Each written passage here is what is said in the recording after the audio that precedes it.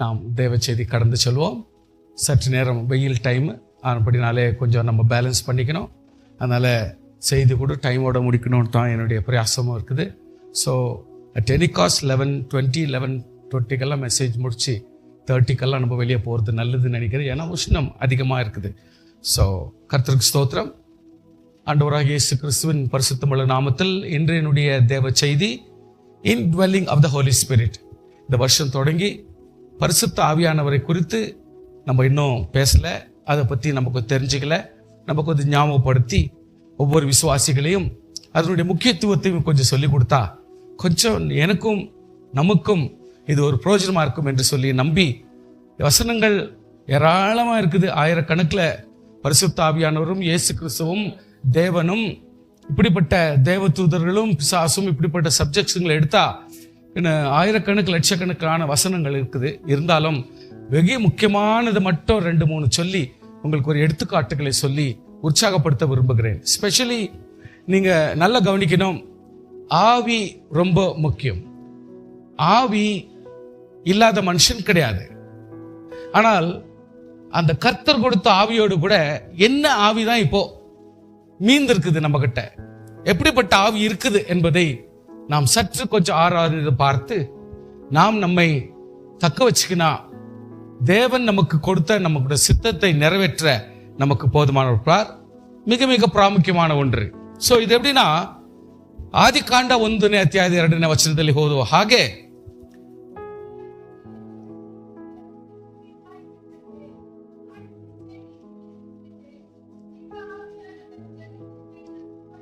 So Deva Abhiyanavar, so he was present in the beginning only. In the துவக்கத்திலே ஆவியானவரை நாம் அறிகிறது நமக்கு நல்லது. சோ அவர் அசைவாடி கொண்டிருக்கிறார். எங்க தங்கணும், எங்க நான் இருக்கணும், யாரோடு இருக்கணும், யாருக்கா பிரயோஜனமா நான் இருக்கணும், உலகத்தில் எப்படிப்பட்ட பிராமுக்கியம் உள்ளவராக இருக்கணும்னு சொல்லிட்டு ஆவியான தேவன் அந்த இடத்துல அசைவாடி கொண்டிருக்கிறார். அதே போல சங்கீதம் 104:3-30 வாசிக்கிறபடி ஆவியை அனுப்பும் போது சிருஷ்டிக்கப்படுகிறது.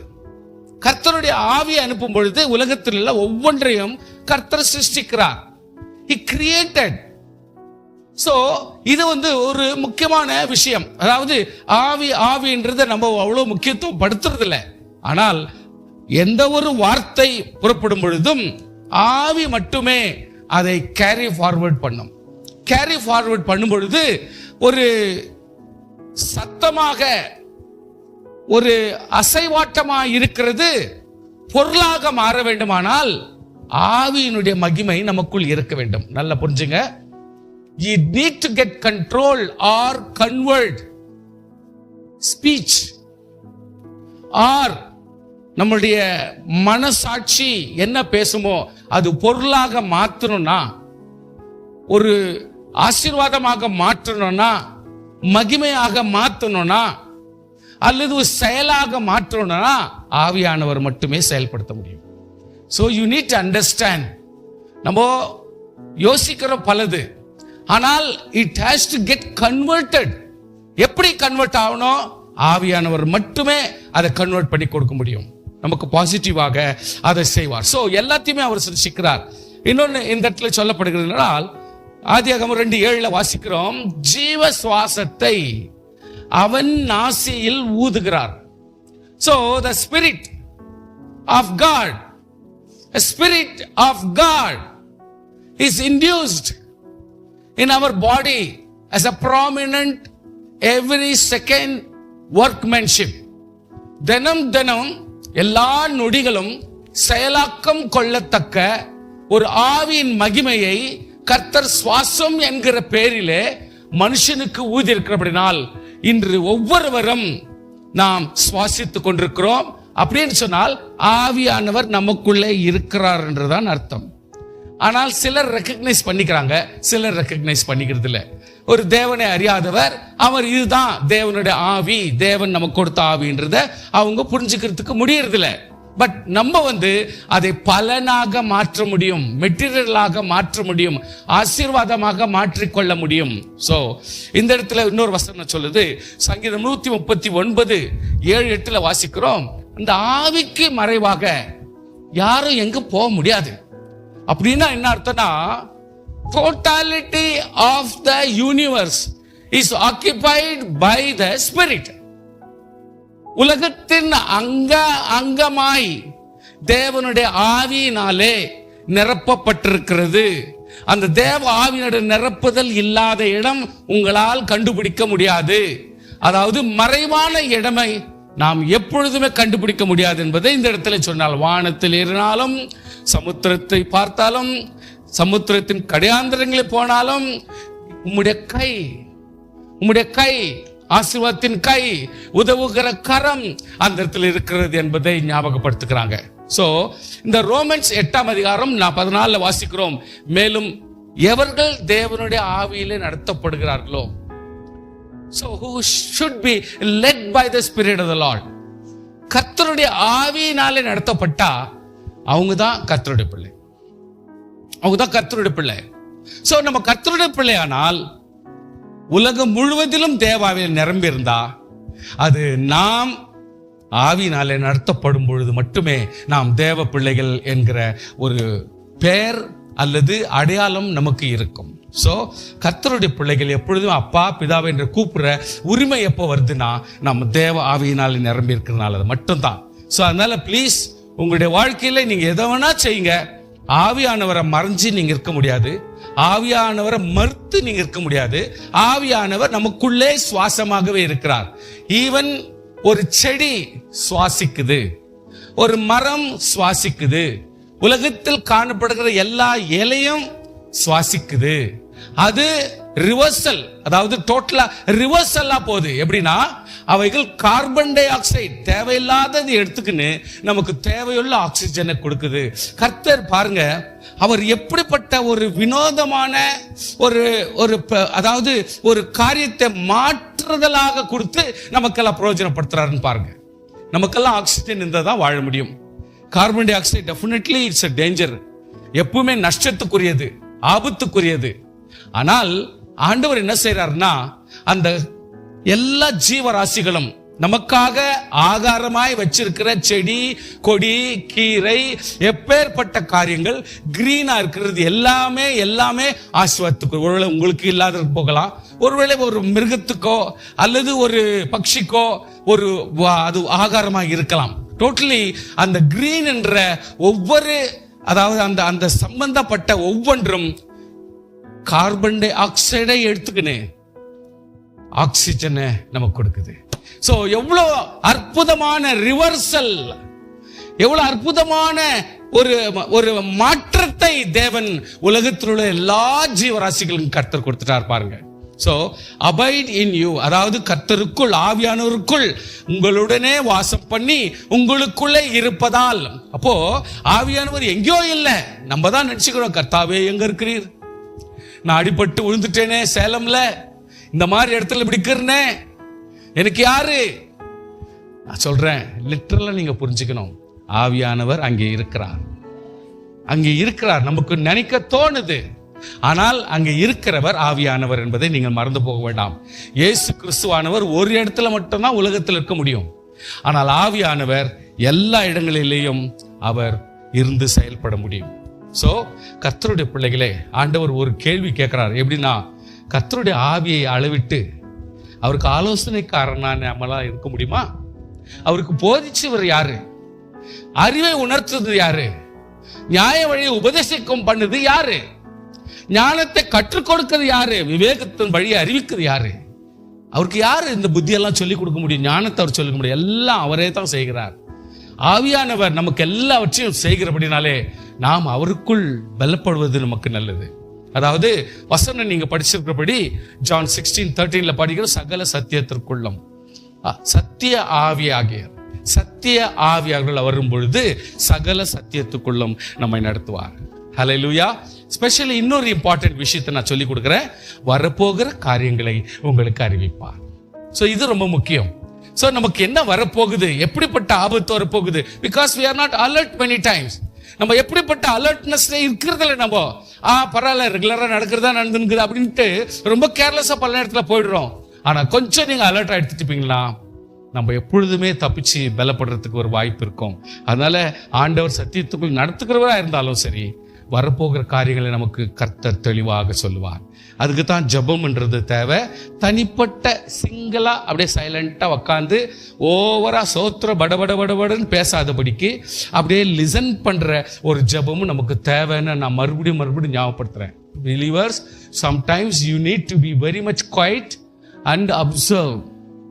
லிசன் பண்றவங்களா நீங்க பேசவே கூடாது. சும்மா சோத்திரம் அலப்பி ஓவரா டிஸ்டர்பன்ஸ் எல்லாம் கொடுக்க கூடாது. குவைட்டா உட்காருங்க. ஆவியானவர் உங்களுக்கு சில விஷயத்தை அப்படியே வெளிப்படுத்துவார். இந்த மாதிரி ஒரு ஜெபம் நம்ம கிட்ட இருந்தாக்கா we are the maximum successor. அதனால கொஞ்சம் இதை புரிஞ்சுக்குங்க. ஸ்தோத்திரம். இங்க வசனம் சொல்லுது, தேவன் தம்மில் அன்பு கூறுகளுக்கு ஆயத்தம் பண்ணினவர்களை கண் காணவும் இல்லை, காது கேட்கவும் இல்லை, மனுஷரிடத்தில் தோன்றவும் இல்லை, ஆனால் தம்முடைய ஆவியினாலே வெளிப்படுத்துகிறார். ஸ்தோத்திரம். ஹல்லேலூயா. ஆவியினாலே எல்லாவற்றையும் ஆண்டவர் வெளிப்படுத்த முடியும். ஹல்லேலூயா. எல்லாவற்றையும் தேவனுடைய ஆழங்களை ஆராய்ந்திருக்கிறார். எவ்வளவு டெப்த் அவருக்கு தெரியும். ஒவ்வொரு மனுஷனுடைய வாழ்க்கை டெப்த் தெரியும். உள்ளத்தை படிப்பார். உள்ளத்துல நீ எவ்வளவு தூரம் திங்க் பண்றதை கூட அப்படி படிப்பார். அதனால விசுவாசிகள் எப்பொழுதுமே கொஞ்சம் கவனமா ஆண்டவருடைய நாமத்திலே அவரை பின்பற்றி ஆவியானவரை நாம் ரொம்ப அனுசரித்து போவது நமக்கு நல்லது. ஸ்தோத்திரம். என்னுடைய அதாவது பலத்தினாலும் அல்ல, பராக்கிரமத்தினாலும் அல்ல, என்னுடைய ஆவியினால் ஆகும். உங்களுக்கு ஞாபகப்படுத்துறதுக்காக இந்த வசனத்தை சொல்லியிருக்கிறேன், பாடத்துக்காக இல்லை. கொஞ்சம் எடுத்த உடனே ஒரு சாட்சிக்கு போயிடுறத விட நம்ம கொஞ்சம் உங்களுக்கு அதாவது ஆவியானவருடைய ஆவியின் நடத்துதலினுடைய முக்கியத்துவத்தை கொஞ்சம் படிச்சுட்டா அப்புறம் நம்ம ஒரு 2 எக்ஸாம்பிள் படிக்கிறதுக்கு நல்லா இருக்கும். பரிசுத்த ஆவியினிடத்துல வரும் உன்னதமான பலன் மேல் நிழலிடம். ஹல்லேலூயா. சோ எல்லாத்துக்குமே மூல காரணம் பரிசுத்த ஆவிதான். So everything very much prominent is the Holy Spirit. Holy Spirit is the important media where anything can happen in your life. உங்களுடைய வாழ்க்கையில எதனா நடக்கணும்னா அது ஆவியானவர் நடத்த முடியும். அதனால இது கொஞ்சம் நல்லா கவனிச்சுங்க. ஸ்தோத்திரம். சோ இங்க ஒரு வசனம் என்ன சொல்றது, எபிரேயர் 9:14 நித்திய ஆவியினாலே தம்மை தாமே பழுதற்ற பலியாக தேவனுக்கு ஒப்பு கொடுத்த கிறிஸ்துவனுடைய ரத்தம் என்று சொல்லி, அதாவது நித்திய ஆவி குறித்து, அதாவது பேசிக்கா இருந்த ஆவியை குறித்து இந்த இடத்துல சொல்லப்படுகிறது. ஸ்தோத்திரம். சோ எப்பொழுதுமே ஒரு தேற்றளவாளனாக இருப்பார் என்று சொல்லி ஜான் 14:16 நீங்க பழக்கமா வாசிக்க முடியும். ஓகே. அதே போல நம்ம ஒரே ஆவி, ஒரே மனுஷர், எல்லார் மேலும் எல்லாரோடும் உங்கள் எல்லாருக்குள்ளும் இருக்கிறவர். அதாவது இதை ரொம்ப ஆழமா நம்ம புரிஞ்சுக்கணும், தலையில் எடுத்துக்கணும். ஏன் எடுத்துக்கணும்ன்ற, எல்லார் மேலும் எல்லாரோடும் எல்லாருக்குள்ளும் இருக்கிறவர். கரங்களை தட்டி ஸ்தோத்திரம் பண்ணுவோமாக. This is what important. இது ரொம்ப முக்கியம். இதுல என்கிட்ட இல்ல, ஆவியான என் கூட இல்ல, எனக்கு இப்படி வருத்தமான காரியம் நடக்குது, எனக்கு இப்படி இருக்குதுனாக்கா இயேசு கிறிஸ்துவே சோதிக்கப்படும்படி ஆவியானவர் தான் வழி நடத்திட்டார். அப்படி இருக்கிறப்போ ஏன் இயேசு கிறிஸ்துவுக்கு சோதனைக்கு போனோம் அப்படின்னு நீங்க யோசித்தீங்கன்னா இது ஆகிற காரியம் இல்லை. நம்முடைய வாழ்க்கையில அது எல்லாவற்றையும் கர்த்தர் பர்மிட் பண்ணுகிறார். So we need to undergo எப்பேற்பட்ட வேதனையும் துக்கத்தையும் சவாலையும் நாம் எதிர்கொள்கிறவர்களாக இருக்கோம். ஸ்தோத்திரம் பண்ணுங்க பார்க்கலாம். ஹல்லேலூயா. ஸ்தோத்திரம். ஆவிக்குரிய அனுக்கிரகம் அவனுடைய பிரயோஜனத்துக்காக கொடுக்கப்படுகிறது. பாருங்க, நீங்க அவனை கம்பேர் பண்ணி, இவங்களை கம்பேர் பண்ணி, இவரை கம்பேர் பண்ணி, அவரை கம்பேர் பண்ணி நீங்க ஆவியின் பகுத்தறிதல நீங்க செட்டிங்ஸ்க்கெல்லாம் போகக்கூடாது. அப்படி நீங்க போனாக்கா எப்பவுமே தப்பு. அதான் புரிஞ்சுங்க. ஒருத்தருக்கு ஞானத்தை கொடுக்கிறாரு, ஒருத்தருக்கு அறிவை கொடுக்கிறாரு, ஒருத்தருக்கு விசுவாசத்தை கொடுக்கிறாரு, ஒருத்தர் குணமாக்க வரங்களை பிரபலமாக்குறாரு. எல்லாருக்கும் இப்படி எல்லாம் யோசித்துட்டாக்கா எப்படி அது அவங்கவுங்க அது இதுக்கு டெடிகேட் பண்ணும் பொழுது அதை வச்சு கர்த்தர் ஸ்பெஷலைஸ் பண்ணி நடத்துறார். அதனால சில பேர் அற்புதம் செய்ய சக்தி கொடுக்கிறாரு, தீர்க்க சொல்ற வரத்தை கொடுக்கிறாரு, சிலருக்கு ஆவி, எல்லாத்தையும் எனக்கே கொடுத்துறாண்டுவர்னா உங்களால செய்ய முடியாது. அதுதான் பிரச்சனை. எல்லாத்தையும் ஒரே ஆள் செய்யறது ரொம்ப கஷ்டம். ஆனா நம்ம அதுல பிரபலமா இருக்க முடியாது. அது எதுக்கு கவனமா இருக்கணும், இருந்தால் தான் அந்த காரியத்தை செய்ய முடியும். அதனால தான் இந்த இடத்துல பற்பல பாஷைகளை பேசுறது சரி, பாஷைகளை வியாக்கியானம் டிரான்ஸ்லேஷன் பண்றது கூட இம்பார்ட்டன்ட். இல்லைன்னா சும்மா அந்நிய பாஷை பேசி என்ன பிரயோஜனம், அர்த்தம் இல்லாமல் இருந்தால். ஸோ அதை கொஞ்சம் புரிஞ்சுக்க. ஒரே ஆவியினாலே ஒரே சரீரத்துக்குள்ளாக ஞானஸ்தானப்பட்டு எல்லாரும் ஒரே ஆவிக்குள்ளாக தாகம் தீர்க்கப்படுகிறோம். ஸோ நம்ம எல்லாருமே நம்முடைய தாகம், நம்முடைய வாஞ்சை, நம்முடைய தேவைகள் சந்திக்கப்படணும்னா அதை ஒரே ஆவியானவர் தான் நம்ம எல்லாரும் நிரப்புகிறாரு. ஆமென். எல்லா வரமும் எனக்கு வந்துடணும்னா அதுல ஒன்றும் தப்பில்லை, அதுக்குடைய தகுதி நமக்கு வரணுமே. அதனால அதுக்கு பிரயோஜனமா இருக்கணுமே. அதனால அது கொஞ்சம் புரிஞ்சுக்கின்னு ஆண்டவர் சமூகத்தில் இந்த காரியங்களை நீங்க ஆவியானவருக்கு கொஞ்சம் இம்பார்ட்டன்ட் நீங்க கொடுக்கணும்னு சொல்லிட்டு நான் கேட்டுக்கொள்கிறேன். ஸோ மேபி நான் உங்களுக்கு ஒரு எக்ஸாம்பிள் மாதிரி சில இதில் பேசுறேன்.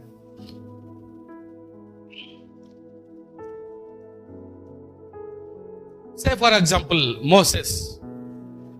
மோசஸ் அப்படின்னு எடுக்கும் பொழுது ஸ்டார்டிங்லேயே வந்து பயந்துடுறாரு. இவர் ஸ்டார்டிங்ல பயந்துடுறாரு. ஏன்னா அவரை கர்த்தர் இதுக்குன்னே ப்ரோக்ராம் போட்டு தான் அவரை பிறக்க வைக்கிறாரு,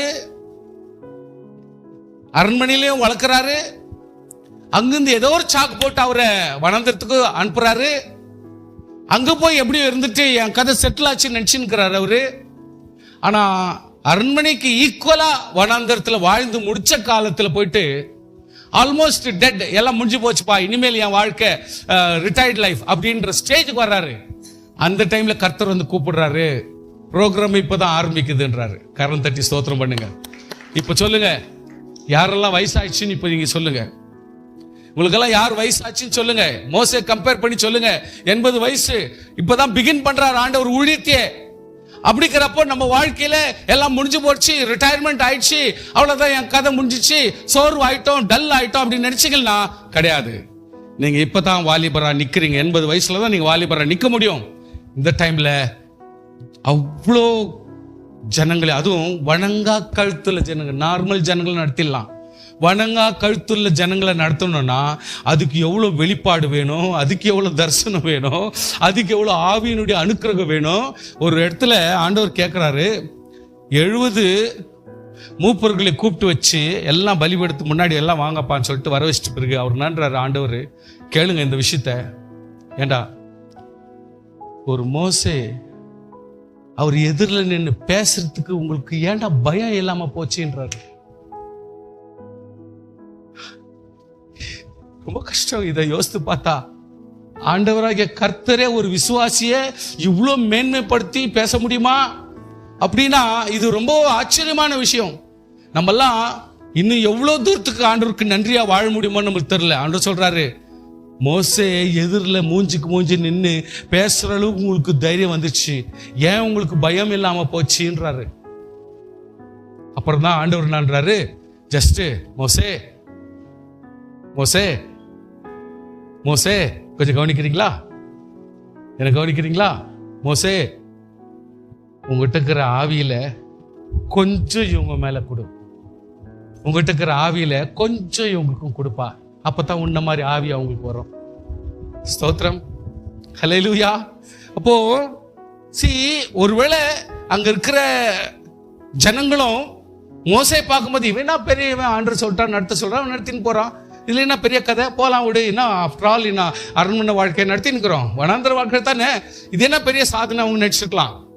ஆனால் ஒவ்வொரு செகண்ட்லயும் அவன் படுற பாடும், வேதனையும், ஜபமும், அவனுடைய ஆவியின் அனுக்கிரகமும் இவ்வளவு அற்புதம்.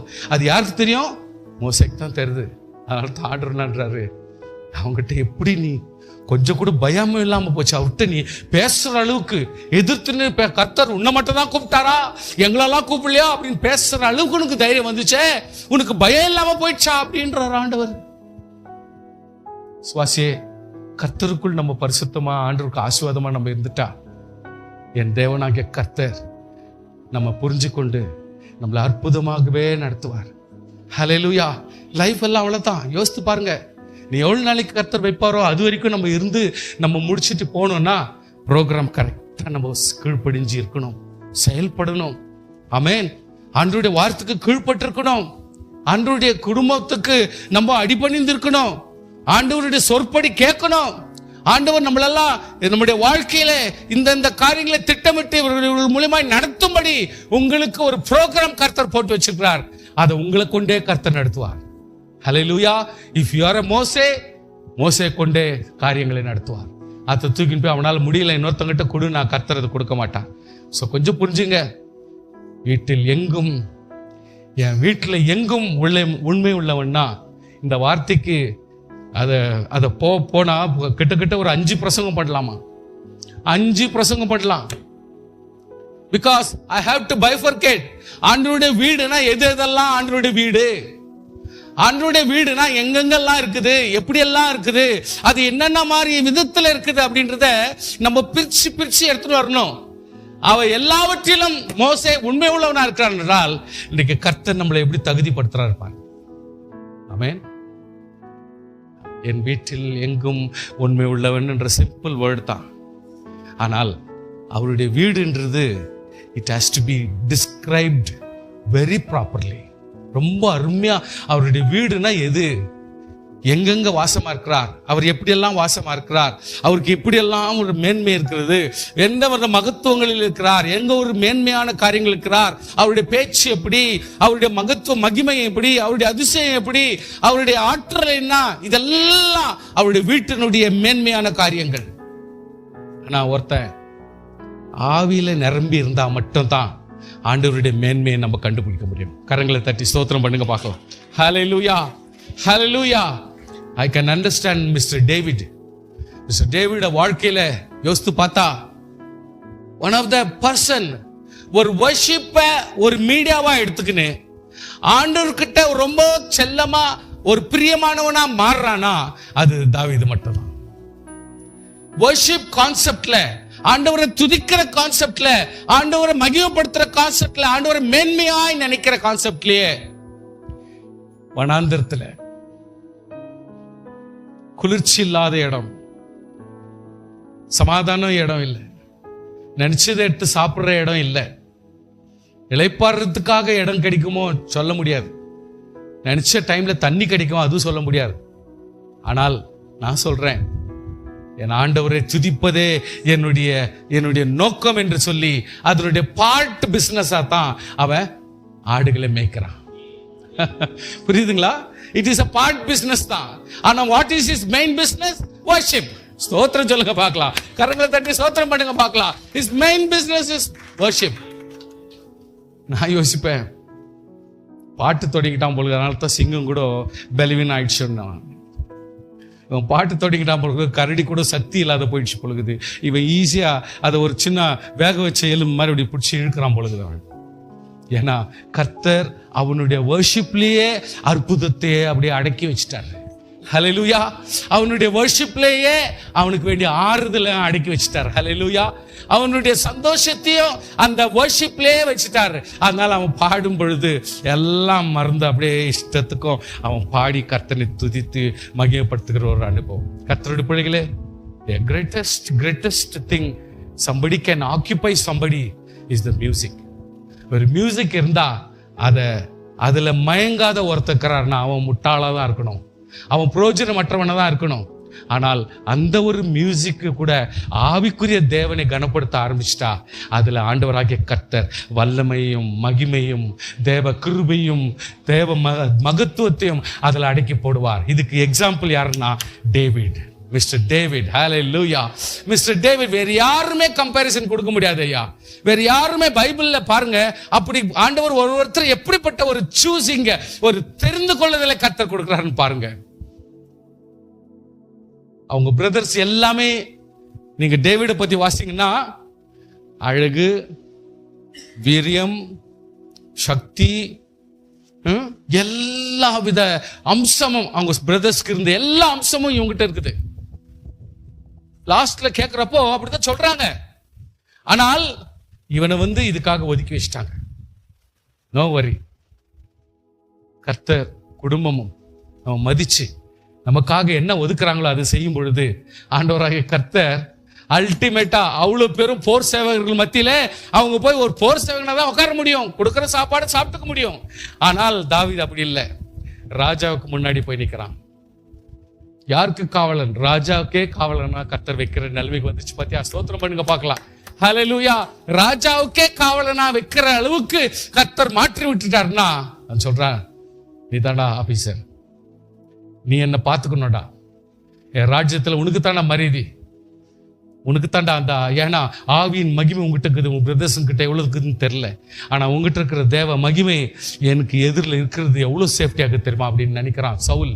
கர்த்தருடைய பிள்ளையே, இன்றைக்கு கர்த்தருடைய சமூகத்திலே ஒரு தாவீதின் இருதயம் ஆவியினாலே, டோட்டாலிட்டி ஆஃப் ஸ்பிரிட் ஒன்லி அவனை டாமினேஷன் பண்ணிச்சு. விசுவாசியே, நீ ஒன்னும் பண்ணல, நீ பாடகர் இல்லை, நம்ம எல்லாம் பாடகரே இல்லை, இருந்தாலும் சும்மானா ராகத்தை போடுங்க, சும்மானா 2 வேர்ட்ஸை போடுங்க, சும்மானா ஒரு ஒன்னெல்லாம் போடுங்க. யாருக்கு வேணும் யாருக்கு வேணாம், நம்மளுக்கு என்ன வந்துச்சு? கர்த்தர் சமூகத்துல கொஞ்சம் கூட நீங்க என்ஜாய் பண்ற ட்ரை பண்ணுங்க, கொஞ்சம் கூட ஒரு டைம் ஸ்பெண்ட் பண்றதுக்கு ட்ரை பண்ணுங்க. ஏன்னா எல்லாரும் தாவீது ஆயிட முடியாதுன்னு வச்சுங்க, ஆனா தாவீதாக கொஞ்சம் அப்பப்போது இன்ஸ்டால்மெண்ட்லயாவது வாழலாமே. ஸ்தோத்திரம். ஹல்லேலூயா. பால் ஒரு பெரிய ஒரு இன்ஸ்பிரேஷன். பால் ஒரு இன்ஸ்பிரேஷன் பாருங்க. அவன் வைராக்கியத்தினால எல்லாத்தையும் அப்படியே ஆப்போசிட்ல, குவைட் ஆப்போசிட்ல செஞ்சுனே வரான். ஆண்டவராகிய கர்த்தர் சந்திக்கிற ஒரு நேரம் ஒன்று இருக்குது. Hallelujah. So we need always, நம்முடைய ஜபத்தினுடைய ஆழத்தும் ஒண்ணுக்குது, ஜபத்தினுடைய கடைசியா தாங்கக்கூடிய சக்தி ஒண்ணுக்குது, தெரியுங்களா? ஹல்லேலூயா. உங்களுடைய வேதனைக்கு பாருங்க, அந்த வேதனை இதுக்கு மேல என்ன தாங்க முடியாது, இவ்வளோ தாயா அப்படின்ற ஒரு சூழ்நிலைக்கு பாரு. அந்த உச்சக்கட்டம் கிரியை செய்கிற நேரம், ஆண்டவருக்கு கர்த்தர் கிரியை செய்கிற நேரம். ஹல்லேலூயா. உன்னுடைய அழுகையும் உன்னுடைய வேதனையும் உன்னுடைய பணப்பிரச்சனையுடைய போராட்டத்துக்கும் இதுக்கு மேல என்னால் ஆகாது அப்படின்ற ஒரு ஸ்டேஜ் ஒன்று இருக்கும், ஒரு கட்டம் இருக்கும். அந்த கட்டத்துல நீ வர்ற பாரு, தேவன் செய்யப்பட ஆரம்பிச்சிருவார். கர்த்தர் கிரியை செய்வார். கர்த்தர் கிரியை செஞ்சா 12 மணிக்கு சூரிய வெயில் அடிக்குதுன்னா அந்த சூரிய வெயில பீட் பண்ற அளவுக்கு கர்த்தருடைய வெளிச்சம் அதோட பிரைட்டா தெரியுது அவனுக்கு. யாருக்கு? தெரிய வேண்டியவனுக்கு தெரிஞ்சா போதும். ஸ்தோத்திரம். ஹல்லேலூயா. தெரிய வேண்டியவனுக்கு தெரிஞ்சா போதும். இன்னைக்கு சவுலுக்கு தெரிஞ்சா போதும். அவன் என்னன்றான், ஒரு வித்தியாசமான விளக்கை நான், இன்னொரு வித்தியாசமான விளக்கு, இதோ 12 மணிக்கு வர்றது சூரிய வெளிச்சத்தோட வித்தியாசமான விளக்கு உனக்கு வந்துடும். தேவ ஆவியினாலே வரக்கூடியதான வெளிச்சம். Hallelujah. A prayer of so many pastors, prayer of so many innocent, அவங்களுடைய ரத்தம் இன்னைக்கு கூப்பிடுது. ஹல்லேலூயா. அவங்களுடைய ரத்தம் ஆண்டவர் சமூகத்துல, கர்த்தாவே இன்னும் உங்களுடைய பொறுமைக்கு அளவு இல்லையா, இன்னும் கூட பொறுமையா இருப்பீரா? எப்படி ஆண்டவரே? அதனுடைய சத்தத்தை கர்த்தர் கேட்கிறார். ஆண்டவர், the time he begins the particular day, அந்த நிமிஷத்திலிருந்து அவனுடைய மனசு ஏதோ ஒன்று ஏங்கி இருக்குது. உலகத்திலேயே உண்மையான தேவன் யார், உண்மையான கடவுள் யார் அப்படின்னு தெரியாமலேயே அவன் இவ்வளவு நாள் வாழ்ந்துட்டான். ஆனா இப்போ நீர் யார்? இந்த ஒரே ஒரு கொஸ்டின் தான், நீர் யார்? அந்த நீர் யார்ன்றதுக்கு பை ஜீசஸ் ஒன்லி, இயேசு கிறிஸ்து மட்டுமே ஆன்சர் பண்ணுகிறார். ஹல்லேலூயா. ஹல்லேலூயா. முள்ளில் உதைக்கிறது உமக்கு கடினமா? ஒதிக்கலாம், சேரை ஒதிக்கலாம், டேபிளை ஒடிக்கலாம், செவுத்தை ஒடிக்கலாம், எல்லாத்துக்கு மேலே ஒதிக்கலாம். உனக்கு ஒரு சந்தர்ப்பம், அந்த முள்ளு வச்சேனா அது அப்படி பிச்சுன்னு போகும். யார் முள்ளு? யார் முள்ளு? இயேசு கிறிஸ்து முள்ளா சொல்றாருங்க. ஐயா, இயேசு கிறிஸ்து முள்ளா சொல்றாரு. இன்றைக்கு ஒவ்வொரு பரிசுத்தவான்களுடைய வேதனையை, ஒவ்வொரு பரிசுத்தவான்கள் ஜீவனையை கொன்று போட்ட அந்த மனுஷனுடைய செயல்பாடு எதுக்கு ஈக்குவலட்டா இருக்குதுன்னா, ஒரு முள்ளுக்கு போய் குத்துற உதைக்கிற அளவுக்கு அவனுடைய செயல்பாடு இருக்கிறதை ஆண்டவர் விவரிக்கிறாருங்க. பொறுத்துனுக்கிறோம், ஆனா அதுக்கு ஒரு லிமிட். அந்த லிமிட் மீறின உடனே ஆண்டவர் அவங்ககிட்ட இருந்த ஒரே வார்த்தை, அவனுக்கு நல்ல யோசனை பண்ணி பாருங்க. பீட்டர் எதிரில் கூட நிக்கிறது இல்லை தெரியுமா? ரொம்ப காலமா பீட்டர் எதிரில் பேசுறதில்ல. இந்த முக்கியமான சில இந்த சத்தியத்தெல்லாம் நம்ம விசுவாசிங்களை மனசுல நம்ம போடுறது இல்லை. ஏன்னா உங்க மனசுல பீட்டர் மேல ஒரு மாதிரி கேவலமா வந்துடக்கூடாது, விசுவாசிகளுக்குள்ளே பரிசுத்தவான்கள் எல்லாரும் நலமா இருக்கணும். இதனுடைய ஒருத்தருடைய புத்தியை சொல்லி நம்ம உங்க மனசை கெடுக்க கூடாதுன்னு தான் நம்ம சில விஷயங்களை நம்ம உங்களுக்கு சொல்றது இல்லை. ஆனால் சரியா சொல்லப்போனா ரொம்ப காலமா பீட்டரே சவுலை ஏத்துக்கவே இல்லை. அவன் ரட்சிக்கப்பட்டா கூட சரி, அவன் தேவையில்லை, அவனை மதிக்கவும் மாட்டேன், அவனை பார்த்தா கூட விஷ் பண்ண மாட்டேன்னு சொல்லிட்டு ஒதுக்கே வச்சிட்டாங்க. கிறிஸ்தவ சமுதாயமே ஒதுக்கி வச்சு. அதனால தான் இவன் அரபி தேசத்தில் இருக்கிற வனாந்திர தேசத்துக்கு போறான். அரபி தேசத்துல வனாந்திரத்துக்கு போறான். ஏன்னா இங்க செழிப்பான இடத்துல வந்தா இவனுக்கு மரியாதை கிடையாது. காஞ்ச இடத்துல போயிட்டு இவன் காஞ்சாதான் சரிப்பட்டு வரும். ஃபுல்லாவே அர்ப்பணிக்கிறான். நான் என் ஆண்டவர் என்னை அழைத்தது உண்மையானால், ஆண்டவர் எங்கெல்லாம் காஞ்ச இடம் இருக்குமோ அந்த இடத்துல மட்டும் என்னை இட்டு போனா போதும். பேதுரு இருக்கிற மாதிரி எருசலேம்லயும் அங்கேயும் இங்கேயும் நல்ல குஷியா இருக்கிற இடமும் நல்ல சபைகளிலும் அவனை இருக்க முடியல. அப்படியே ஊரை விட்டு கொஞ்சம் தூரத்துல அந்த ஊர்ல இந்த ஊர்ல இங்கிருந்து அங்க இங்க இப்படித்தான் ஒதுங்க கர்த்தர் சொன்ன ஊழியத்தை செஞ்சு ராஜாக்கள் மத்தியிலும் மந்திரிகள் மத்தியிலும் பல பெரிய பெரிய ஆட்கள் மத்தியிலும் கர்த்தர் அவனை எடுத்து பயன்படுத்தினார். ஆனா இன்றைக்கு எல்லாவித ஊழியக்காரர்கள் மத்தியிலும் ஒரு பெரிய, அதாவது நோட்டடா எங்க ஆன்சர் கிடைக்கலனாலும் உங்களுக்கு பவுல் அப்போஸ்தலர் நிருபங்களை கட்சிடும். அது குடும்பமாகட்டும், அட்மினிஸ்ட்ரேஷன் ஆகட்டும், அல்லது போக்குவரத்தாகட்டும், அல்லது பண விஷயமாகட்டும், எதுவா இருந்தாலும் இவர் கல்யாணமே பண்ணிக்கல, ஆனா கல்யாணம் பண்ணவங்களுக்கு புத்தி சொல்ற அளவுக்கு இவர் எஃபிஷியன்ட் ஆயிட்டாரு. He was the only man. He is a contractor actually. He is a B engineer நம்ம சொல்லிக்கலாம். He is the contractor. அவர் பில்டிங் கன்ஸ்ட்ரக்ஷன், அந்த காலத்து பில்டிங் உட்டுங்களால தான் கன்ஸ்ட்ரக்ஷன் பண்ண வச்சிருந்தாங்க. மேக்சிமம் சவுத்துல பண்ணல. அதனால இவர் இந்த மாதிரி கன்ஸ்ட்ரக்ஷன் பண்ணி கொடுத்த அவர் ஊழியத்தையும் பண்ணாரு, அவரும் சாப்பிட்டாராம்.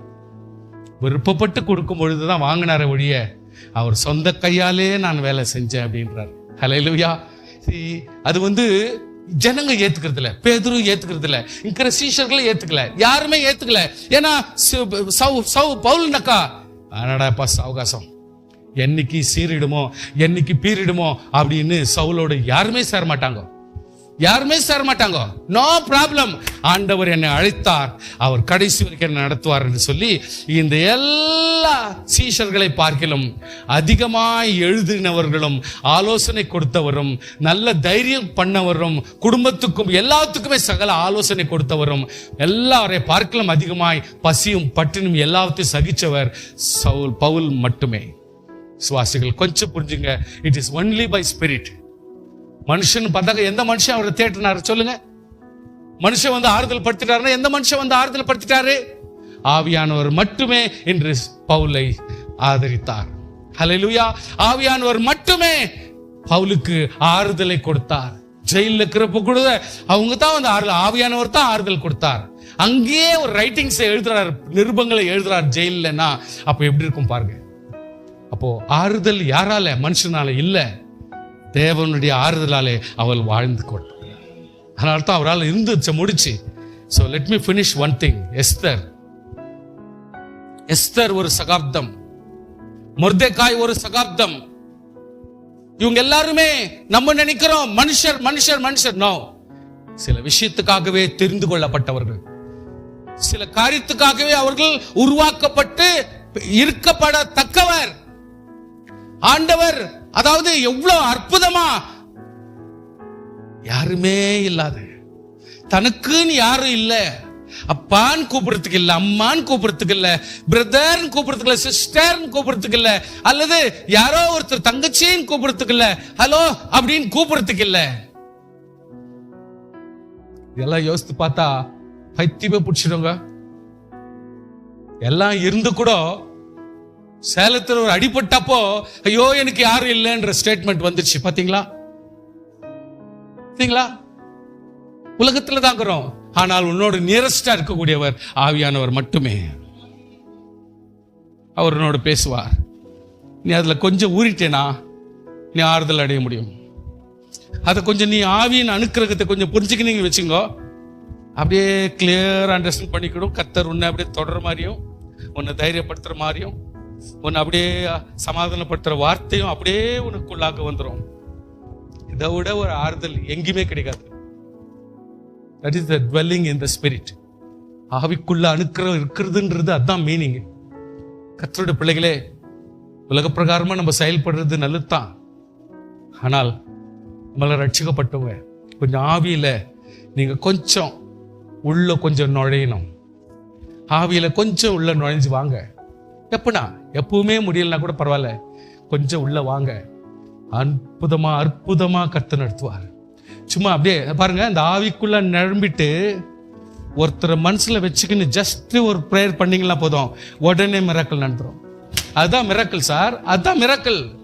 வேற எதுவும் மிராக்கிள் இல்லை. வேற ஒன்றும் மோடி வித்தியால நம்ம பண்ண முடியாது. ஆவிக்குள்ளாக நீங்க பலப்படுத்தி பரிசுத்தமும் நேர்மை நமக்குள்ள இருந்து ஆண்டருக்குள்ளாக அந்த ஒரு மகத்தான காரியங்களை நம்ம வச்சிருக்கிறோம். நாம் கொஞ்சம் ஆவிக்குள்ளாக பலப்பட்டு ஆவியானுடைய மகத்துவங்களை கொஞ்சம் அனுபவிக்க நாம் எதை கேட்குறோமோ அது அப்படியே டிரான்ஸ்ஃபார்ம் ஆயிடும். அப்படியே டிரான்ஸ்ஃபார்ம் ஆயிடும் சார்.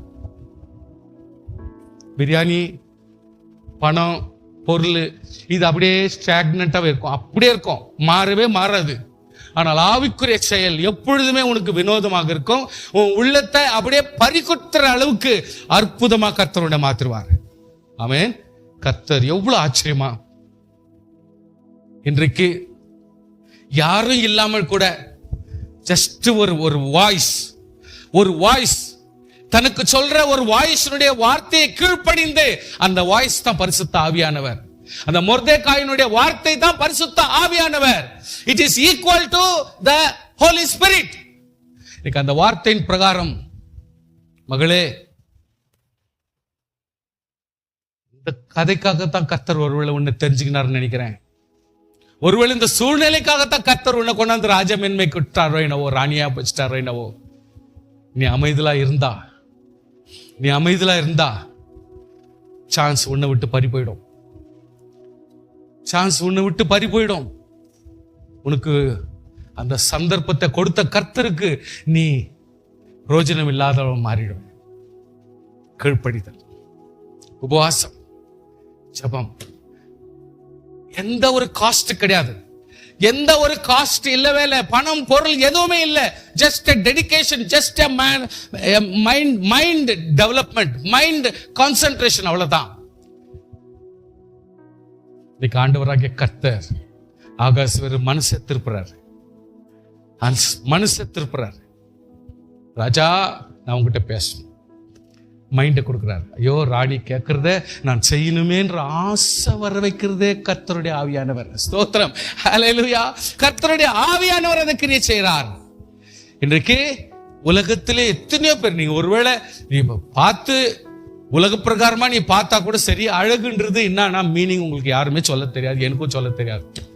அழகுனா என்னடா மீனிங்னா தெரியவே தெரியாது. கலரை சொல்லிடுவோம், அல்லது உருண்டிய சொல்லிடுவோம், சைஸை சொல்லிடுவோம், எல்லாத்தையும் பார்த்து சொல்லிடுவோம். ஆனா அழகுக்கு மீனிங் ஆவிக்குரிய அர்த்தம். இன்னைக்கு ஆண்டவராகிய கர்த்தர் அங்க வந்த எல்லா லேடிஸை பார்க்கலாம், எஸ்தர் தான் அழகுனா நான் ஒத்துக்க மாட்டேன். என் ஆண்டவராகிய கர்த்தர் ஆவியானவர் இன்று அகாஸ்வேரு கண்ணுல புகுந்து, அவனுடைய மனதுல புகுந்து, இங்க இருக்கிற இத்தனை 1000 பெண்களை பார்க்கலாம், இது மேன்மையாகவும் அழகாகவும் இருக்கத்தக்க ஒரு மேன்மையான காரியமாய் மாற்றுகிறவர் ஆவியானவர். கலர் இல்ல அழகு, உன்னுடைய ஹைட் வெயிட் இல்ல அழகு, முக பாவனை இல்ல அழகு, இது ஆவிக்குரிய தேவனுடைய மகிமை தான் அழகு. ஹல்லேலூயா. இஃப் யூ கேன் see ஆவிக்குரிய மகிமையாய் உன்னுடைய மனைவியை பார்க்க முடியுமானால், உலகத்திற்கு எல்லாரையும் பார்க்கலாம் உன் மனைவி தான் அழகாய் கர்த்தர் எடுத்து கொடுப்பார்.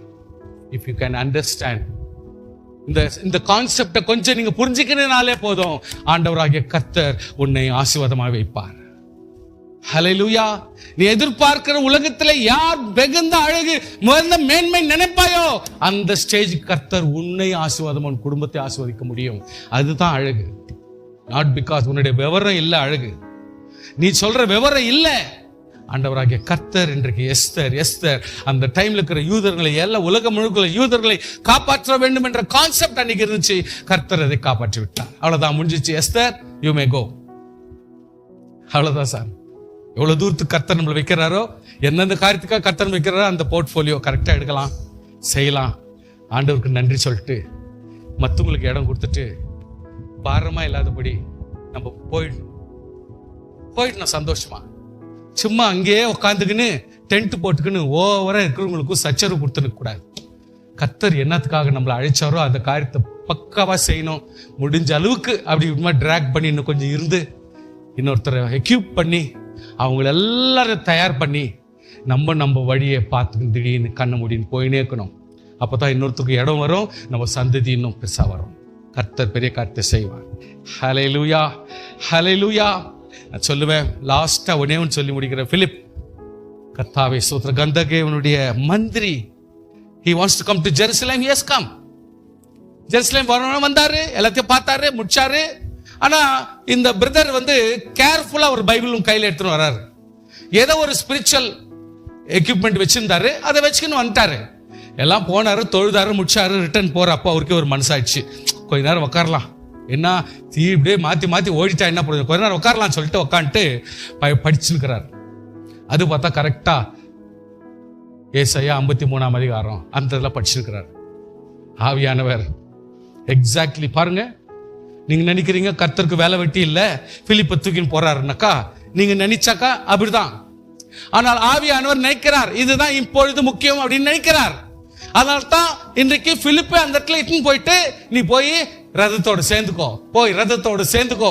See what a wonderful verdict when Holy Spirit can give it to you for your project to be fulfilled. கர்த்தர் உன்னுடைய வாழ்க்கையிலே சில காரியத்தை செய்து முடிப்பதற்காக ஆண்டவராகிய கர்த்தர் உன் பர்டிகுலர் இடத்துல கொண்டு போயிட்டு இதை செய், போய் சேர்ந்துக்கோ அப்படின்ற அந்த வார்த்தை உன்னுடைய பாஷையில பேச முடியுமானால் இதை விட ஆவியானவர் வேற என்ன செய்யும்? How to speak important, what to speak important, how much to speak important. பேச தொடங்கிட்டா அப்படியே கேட்கறதுக்கு ஆள்கிறாங்கன்னு இழுத்துன்னு போயின்னு இருந்தாக்கா சரியில்லை. கொஞ்சம் கவனமா இருக்கணும். உடனே நீங்க படிச்சுக்கிறது உங்களுக்கு புரியுதா? ஒருத்தர் சொல்லி கொடுக்கலாம், எப்படி சார் புரியும்? அப்படியா, இயேசு கிறிஸ்துடைய விவரத்தெல்லாம் சொல்லி முடிச்சார். அப்படியாந்தா இதோ ரதம் தண்ணி இருக்குதே, ஞானஸ்நானம் எடுக்கிறதுக்கு ஒன்றும் தடை இல்லையன்றார் அவரே. எனக்கு ஒன்றும் தடை இல்லை, வா போலாம். போறாரு, ஞானஸ்நானம் எடுக்கிறாங்க. உடனே தேவனாகிய கர்த்தர் பிலிப்பை அபேஸ் பண்ணிட்டாரு. கொஞ்ச நேரம் உட்காந்து எப்படி இருக்கிற, யார் ஒய்ஃப், யா பேருன்னா, அம்மா என்ன, ஊர் என்ன, எல்லாத்தையும் கேட்கிற சந்தர்ப்பத்தை கர்த்தர் கொடுக்கவே. we don't want. ஹல்லேலூயா. நமக்கு தேவையில்லாத கதை இதெல்லாம். ஆண்டவருடைய ப்ரோக்ராமே அதுதான். என்ன முக்கியமோ அதை ஒண்டி, எவ்வளவுதான் முக்கியம் அவ்வளவுதான். ஞானஸ்நானம் எடுத்தாச்சு, இதுக்கு மேல அவனுடைய ப்ரோக்ராம் அவன் பார்த்துப்பா என்ன செய்யணும்னு. ஆண்டவராய் கர்த்தர் உடனே அவனை மறைச்சு வேற ஊர்ல கொண்டு போய் வச்சுட்டு ஊழியம் பண்றதுக்கு நீ போப்பான்னு சொல்லிட்டு அனுப்பிச்சு விட்டாரு. So God can do anything. இன்றைக்கு உங்களே இன்றைக்கு அற்புதமாய் செயல்படுத்த முடியும். If you can dedicate, இன்றைக்கு நம்முடைய வாழ்க்கையில ஒப்பு கொடுக்க முடியுமானால் கர்த்தர் இன்னைக்கு செய்ய முடியும். என்ன இருக்கிறத சரித்திரத்தை பேசணும் நினைக்காதீங்க. இன்றைக்கு இயேசு உண்மை, பரிசுத்தர் உண்மை, இயேசு கிறிஸ்துனுடைய மகிமை உண்மை. இன்னைக்கு ஒரு கொஞ்ச காலத்துல நீங்க பார்க்க போறீங்க, வருகையினுடைய அடையாளத்தை நீங்க பார்க்க போறீங்க. இன்னைக்கு ஜனங்கள் படுற பாட நீங்க பார்க்க போறீங்க. அப்போ உங்களுக்கு மேன்மையா இருக்கும். ஆண்டவரே, இவ்வளவு நாள் பாடுபட்டது எனக்கு ஒண்ணு வேஸ்டா போல. ஆண்டவரே, நான் எப்படியோ தத்துக்காப்புத்துக்கான்னு அரை நம்பிக்கை இல்லாமையும் எப்படியோ இப்படி அவஸ்தைப்பட்டு வந்தேன். ஆனா இது தானாடா இவ்வளோ ட்ரூத்தா இருக்குது. ஆண்டவரே ரொம்ப நன்றின்னு சொல்லிட்டு நீங்க கையெடுப்பீங்க. ஆண்டவர் நிச்சயமாய் உங்களை பலப்படுத்த முடியும்.